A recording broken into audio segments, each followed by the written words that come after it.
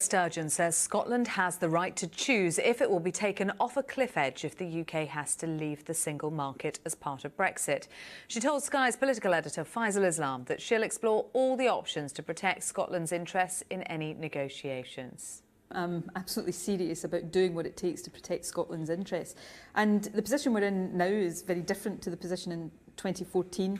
This is about, what puts us in the best position to make our economy stronger rather than be dragged down a road that inevitably is going to make our economy weaker, which is what would happen if we're taken out of the single market. So I am determined to protect Scotland from a fate that we didn't vote for and would have serious implications for jobs and living standards. How does Scotland stay in a single market or stay in the customs union and in the UK at the same time? Well, we'll put forward proposals over the next few weeks that examine how that could work. Would it be easy or straightforward? I've never suggested that it would be. Is it possible? Yes, I think so. We're in uncharted territory right now.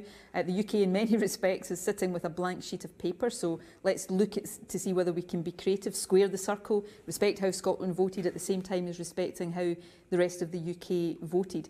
And to be clear though, the process that you're starting with a referendum bill here, that process of a referendum, there's no real chance that you're going to actually have a referendum in the next year or two.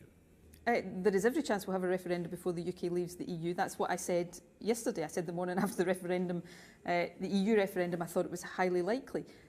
I've not immediately rushed to that conclusion and said that that is inevitable and the only option on the table, but of course it's an option on the table. That's why we're taking the steps right now, including next week publishing draft legislation, so that we're in the position to take that decision if it proves necessary within that timescale. So to be clear, if the Article 50 timescale runs as we expect, which is out by March 2019, you would expect it's highly likely a referendum here before March 2019. If that it proves to be the only or best way we can protect Scotland's interests, then yes, and that's why we're taking the steps to protect the ability of Scotland to make that choice in that timescale if that's what proves necessary.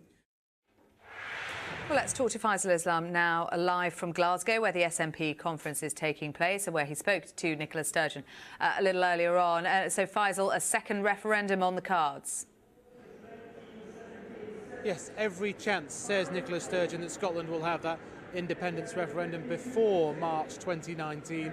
The significance of that date is that that is when the United Kingdom as a whole will leave the European Union if, as the Prime Minister says, Article 50 is triggered by the end of next March. So she would like to prepare the referendum bill and the option to trigger a referendum before that time, so that Scotland, which she says, which did vote 62% to stay in, will have its say. But that is one track of the SNP's strategy. She's saying it arises because the PM is yet to keep her promises to Scotland on treating it as an equal partner in the Brexit negotiation. And when you put it to her that because of the oil price, because of the polls not quite being there for her, that she is bluffing, she says, no, I'm serious about this. But there are two tracks here. There's the independence and referendum track, which many of the SNP members here are extremely excited about, the idea of revisiting the referendum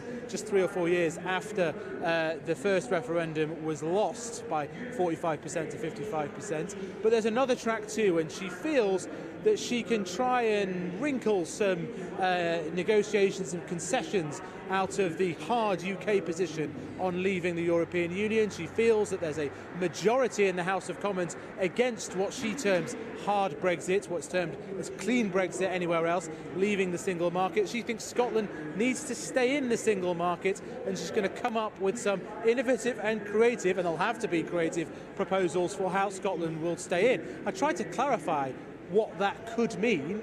I put it to her perhaps that could Scottish people keep EU citizenship even when the United Kingdom leaves the EU, and she said these things are possible. So a creative mindset here at the SNP conference as it tries to deal with the aftermath of Brexit and the differing positions of different nations of the United Kingdom on that issue. Sarah. Faisal, thank you. This is Sky News coming up.